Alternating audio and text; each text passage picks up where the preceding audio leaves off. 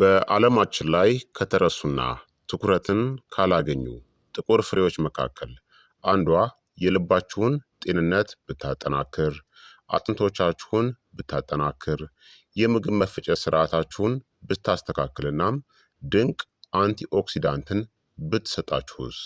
ያውም በአንድ እጅ ጭብጥ ብቻ። አይገርምም?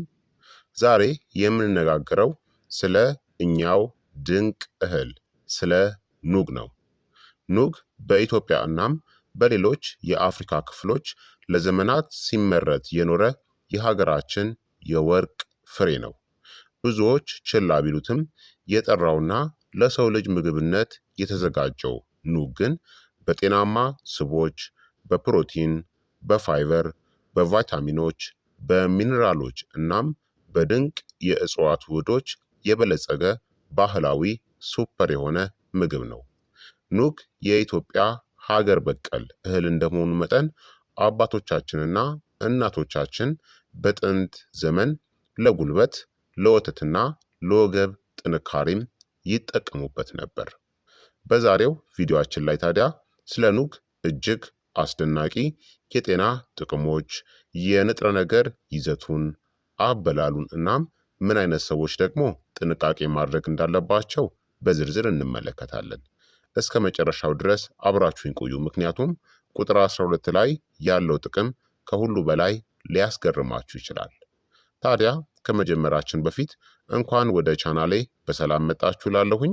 በሳይንስ የተደገፉ ቀላል የሆኑ የጤና ምክሮችን ወዳድ ከሆናችሁ ይህንን ቪዲዮ ላይክ እና ሼር በማድረግ ሌሎችንም አስተምሩ አሳውቁ እላለሁኝ። አዲስ ከሆናችሁ ሰብስክራይብ አድርጉ። ጥያቄያችሁን በኮመንት ላይ አስፍሩልኝ፣ በደስታ መልስላችኋለሁኝ። ቀጥታ ወደ ትምህርቱ እንለፍ። ኑግ በኢትዮጵያ በብዛት ከሚበቅል ውብ የቢጫ አበባ ተክል ዘሩ ትናንሽና ጥቁር ሲሆን ለስላሳ የለውዝ ጣዕም አለው። አብዛኛውን ጊዜ ለምግብ ዘይትነት የሚጨመቅ ወይም ተቆልቶና ተፈጭቶ ለተለያዩ ባህላዊ ምግቦችና መጠጦች የሚሆን እህል ነው። ምንም እንኳን መጠኑ አነስተኛ ቢሆንም የሰውነታችንን በርካታ ክፍሎች የሚደግፉ በድንቅ ንጥረ ነገሮች ግን የተሞላ ነው። የኑግ የንጥረ ነገር ይዘቱን እንመልከት። ኑግ እነዚህን ዋና ዋና ንጥረ ነገሮችን ይሰጠናል። ጤናማ አንሳቹሬትድ ፋትን፣ የእጽዋት ፕሮቲን፣ የአመጋገብ ፋይበርን፣ ቫይታሚን ኢ፣ አይረን ወይም ብረትን፣ ማግኒዥየም፣ ካልሲየም፣ ፎስፈረስ፣ ፖታሲየም፣ ዚንክ፣ ኮፐር፣ ማንጋኒዝ እና አንቲኦክሲዳንት የሆኑ የእጽዋት ውህዶችን ይሰጠናል። ታዲያ እነዚህ ንጥረ ነገሮች ለሰውነታችን እጅግ በጣም አስፈላጊ ናቸው። እጅግ በርካታ ጥቅሞችንም ይሰጣሉ። የኑግ እጅግ አስገራሚ የጤና ጥቅሞቹን እንመልከት። አንደኛ፣ የልባችን ጤንነትንም ይደግፋል።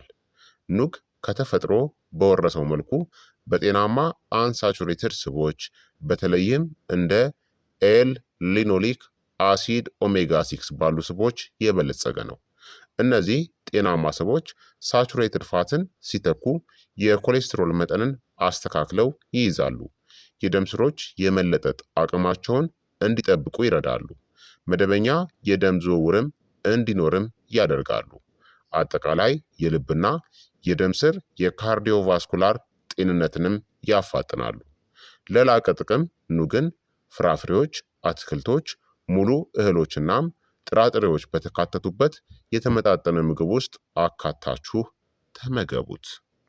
ሁለተኛ፣ ዘላቂና አስተማማኝ ጉልበትን ይሰጣል። ጤናማ ስቦች ከካርቦሃይድሬትስ ወይም ከፕሮቲን ጋር ሲነጻጸሩ በ1 ግራም ከእጥፍ በላይ ካሎሪ ወይም ጉልበትን ይይዛሉ። ኑግ ከፕሮቲንናም ከሚነራሎች ጋር በመጣመር ቀስ ብለው የሚለቀቁ ዘላቂ ጉልበትን ይሰጣል። ይህም የጉልበት በፍጥነት መውረድና ድካምን ይቀንሳል። አካላዊ እንቅስቃሴን ለሚያደርጉ ሰዎች ድንቅ ድጋፍ ነው። የረሃብ ስሜት ሳይሰማችሁ ለረጅም ጊዜ ጠግባችሁም እንድትቆዩ ያደርጋል። ሶስተኛ፣ ጠንካራ አጥንትን ለመገንባትም ይረዳል። ኑግ ለአጥንት ጤንነት እጅግ አስፈላጊ የሆኑ በርካታ ሚነራሎችን ይዟል። ካልሲየም፣ ፎስፈረስ እና ማግኔዚየም። እነዚህ ንጥረ ነገሮች አብሮ በመስራት የአጥንትን ጥንካሬን ይጠብቃሉ፣ የጥርስን ጤንነትንም ይደግፋሉ፣ ለመደበኛ የጡንቻዎች እንቅስቃሴም ያግዛሉ። ለጠንካራ አጥንት በቂ ቫይታሚን ዲ ከፀሐይ ብርሃን፣ መደበኛ የአካል ብቃት እንቅስቃሴ እናም በካልሲየም የበለጸገ ምግብም ያስፈልጋል። አራተኛ ጤናማ የምግብ መፈጨትንም ይደግፋል። ትንሽ ፍሬ ብትሆንም ኑግ ከፍተኛ የምግብ ፋይበርን ይይዛል። ፋይበር ደግሞ ሰገራ በጥሩ ሁኔታ እንዲወጣና ድርቀትን ለመከላከል ይረዳል። በሆድ ውስጥ ያሉ ጠቃሚ ባክቴሪያዎችን ገት ማይክሮባዮምን ይመግባል። የምግብ መፈጨት ጤናንም ያሻሽላል። የጥጋብ ስሜትንም ይጨምራል። የፋይበር መጠንን ስትጨምሩ የምግብ መፈጨት ሂደቱ የተስተካከለ እንዲሆን በቂ ውሃ መጠጣታችሁን አትርሱ። አምስተኛ በእጽዋት ፕሮቲን የበለጸገ ነው። ፕሮቲን ለሰውነታችን ጡንቻን ለመገንባት፣ የተጎዱ ህዋሳትን ለማደስ፣ ኤንዛይሞችንና ሆርሞኖችን ለማምረት፣ የሰውነት በሽታ መከላከል አቅምን ለማጠናከርም ይረዳል። ኑግ በተለይ ከባቄላ፣ ከምስር ወይም ከሙሉ እህሎች ጋር ሲበላ ድንቅ የእጽዋት ፕሮቲን ምንጭ ይሆናል። ስድስተኛ ጤናማ የኮሌስትሮል መጠንም እንዲኖር ያግዛል። በሳቹሬትድ ፋት የበለጸጉ ምግቦችን በአንሳቹሬትድ ስቦች መተካት የኮሌስትሮል ሚዛንን ያመቻቻል። በኑግ ውስጥ የሚገኙ ጤናማ ስቦች መጥፎ የሚባለውን ኤልዲኤል ኮሌስትሮል መጠንን ለማስተካከል፣ ጥሩ የሚባለውን ኤችዲኤል ኮሌስትሮልን ለመጠበቅ፣ የልብን ጤንነትንም ለማጎልበት ይረዳሉ። ታዲያ ከአንድ ነጠላ ምግብ ይልቅ አጠቃላይ የአመጋገብ ስርዓታችን ለኮሌስትሮል ጤንነት እጅግ ወሳኝ ነው። ሰባተኛ የቆዳ ጤንነትንናም ውበትንም ይደግፋል። በኑግ ውስጥ የሚገኘው ቫይታሚን ኢ እናም ጤናማ ስቦች ቆዳን ከውስጥ ይመግባሉ። ቆዳን ከኦክሲዲቲቭ ስትረስ ይከላከላሉ፣ የቆዳን እርጥበትን ይጠብቃሉ፣ የተጎዳ ቆዳ በፍጥነት እንዲያገግምም ይረዳሉ፣ ለስላሳ እናም ውብ የቆዳ ገጽታንም ይሰጣሉ። ለቆዳ ውበት በቂ ውሃን መጠጣት፣ በቂ እንቅልፍን ማግኘትና ከጠንካራ ፀሐይ ቆዳን መጠበቅ እጅግ ወሳኝ ናቸው። ስምንተኛ ህዋሳትን በአንቲኦክሲዳንት ይዘቱ አማካኝነት ከጉዳት ይከላከላል። ኑግ ቫይታሚን ኢ እናም የተፈጥሮ የእጽዋት ውህዶችን እንደ አንቲኦክሲዳንቶች እንዲሰሩ አድርጎ ይዟል። አንቲኦክሲዳንቶች ደግሞ ፍሪ ራዲካልስ በሚባሉ ያልተረጋጉ ሞለኪውሎች ሳቢያ ህዋሶቻችን እንዳይጎዱና እንዳያረጁም ይከላከላሉ። ዘጠነኛ ጤናማ የደም አመራረትንም ይደግፋል። አይረን ወይም ብረትና ኮፐር ወይም መዳብ ቀይ የደም ህዋሳትን በማምረት ረገድ ትልቅ ሚናን ይጫወታሉ። በቂ አይረንን ማግኘት ኦክስጅን በሰውነት ውስጥ እንዲሰራጭ ይረዳል። በብረት እጥረት የሚመጣን የደም ማነስን ይቀንሳል። የሰውነት ጉልበት ምርትንም ይደግፋል። የብረት መምጠጥን ለመጨመር የኑግ ምግቦችን እንደ ብርቱካን ወይም ደግሞ ዘይቱን ባሉ በቫይታሚንስ የበለጸጉ ፍራፍሬዎች ጋር አጣጥማችሁ ተመገቡ። አስረኛ የጡንቻ እናም የነርቭ ስርዓትንም ያጠናክራል። ማግኒዥየምና ፖታሲየም ለጡንቻዎች መከማተርና ዘና ማለት፣ ለነርቭ ምልክቶች አስተላላፊነት፣ ለልብ ምት መደበኛነት፣ ለደም ግፊት ቁጥጥር እጅግ አስፈላጊ ናቸው። እነዚህ ሚኔራሎች በተለይ እድሜያችን እየጨመረ ሲሄድ ወይም መደበኛ ስፖርትን ስንሰራ እጅግ አስፈላጊ ናቸው። 11ኛ ጤናማ የሰውነት ክብደትንም ለመጠበቅ ይረዳናል።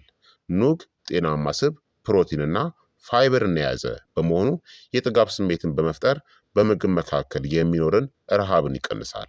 አነስተኛ መጠንን በምግብ ውስጥ መጨመር የምግብ ፍላጎትን ለመቆጣጠር፣ ያለ አስፈላጊ መክሰሶችን ለመቀነስ፣ በምግብ የመርካት ስሜትንም ለመጨመር ይረዳል ማለት ነው። ታዲያ ኑግ ካሎሪው ከፍተኛ በመሆኑ መጠኑን መጠነኛ ማድረግ ያስፈልጋል። ታዲያ ኑግን ለመመገብ ከሁሉ የተሻሉ መንገዶችን እንመልከት። ኑግን በእነዚህ መንገዶች መጠቀም ትችላላችሁ። ከመብላታችሁ በፊት በጥቂቱ መቁላት እንዲሁም መፍጨት ከቻላችሁ፣ ከዛም በሰላጣዎች ላይ በመነስነስ ከአጃ ወይም ከኦትሜል ጋር በመቀላቀል ከእርጎ ጋር አዋህዳችሁ በመመገብ በስሙዚዎች ውስጥ ፈጭታችሁ በመጨመር በቤት ውስጥ በሚጋገር ዳቦ ውስጥ በመቀላቀል ንጹህ በቅዝቃዜ የተጨመቀ የኑግ ዘይትን ደግሞ ለምግብ ማብሰያነት መጠቀም ትችላላችሁ ማለት ነው። ታዲያ በቀን ምን ያክል መመገብ አለባችሁ? ለአንድ ሰው በቂና ተመጣጣኝ የሚባለው መጠን በቀን ከ1 እስከ 2 የሾርባ ማንኪያ ወይም ከ10 እስከ 20 ግራም ያክል በቂ ነው። ኑግን እንደ አንድ ታምረኛ ምግብ ብቻ ከመመልከት ይልቅ የልዩ ልዩ ምግቦች አካል አድርጋችሁ ብትመገቡት ተመራጭ ነው። እንዲሁም ምን አይነት ሰዎች ደግሞ ጥንቃቄ ማድረግ አለባቸው? ምንም እንኳን ኑግ በአጠቃላይ ደህንነቱ የተጠበቀ ምግብ ቢሆንም አንዳንድ ሰዎች ግን ጥንቃቄ ሊያደርጉ ይገባል። የእህል ወይም ደግሞ የሲድ የዘር አለርጂ ያለበት ሰው ሙሉ በሙሉ ማስወገድ አለበት። ከፍተኛ ፋይበር ያላቸው ምግቦችን ያለመዳችሁ ከሆነ ደግሞ በትንሽ መጠን በመጀመር ቀስ በቀስ መልመድ ወይም ደግሞ መጨመር ያስፈልጋል። እንዲሁም ካሎሪው ከፍተኛ በመሆኑ ክብደት ለመቀነስ ለሚጥሩ ሰዎች መጠናቸውን መቆጣጠር ያስፈልጋል። ከልክ በላይ መሆን የለበትም። እንዲሁም ልዩ አመጋገብ የሚያስፈልገው የጤና ሁኔታ ካለባችሁ ሁልጊዜ የሕክምና ባለሙያችሁን ልታማክሩ ይገባል ማለት ነው።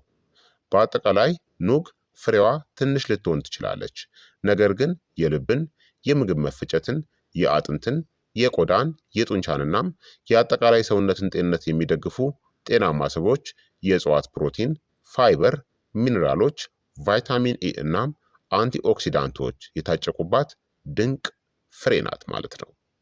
የዛሬው የጤና ትምህርት ታዲያ ይህንን ይመስል ነበረ። ይህ ቪዲዮ ከተመቻችሁና ከተማራችሁበት ላይክ፣ ሰብስክራይብ ማድረጋችሁንና ለወዳጅ ዘመዶቻችሁ ደግሞ ሼር ማድረጋችሁን በፍጹም እንዳትረሱ። አብራችሁኝ ስለነበራችሁ እጅግ አድርጌ አመሰግናለሁኝ። በሌላ ድንቅ የጤና ቪዲዮ እስከምንገናኝ ድረስ ጤናችሁን ጠብቁ ወይም ጤናችሁ ይብዛ እላለሁኝ። መልካም ጊዜ፣ መልካም ቆይታ። ቻው።